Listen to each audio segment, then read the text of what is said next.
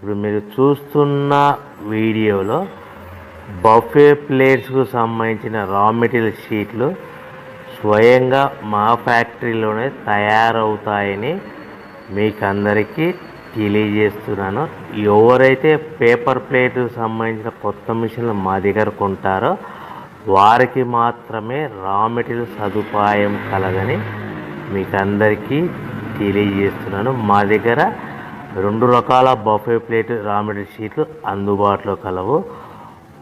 12 ఇంచులు గల బఫే ప్లేట్కి 13x13 గల రా మెటీరియల్ షీట్ అందుబాటులో కలదు. 13 గల ప్లేటు తయారైన ప్లేట్కి 14x14 రా మెటీరియల్ షీటు అందుబాటులో కలవు.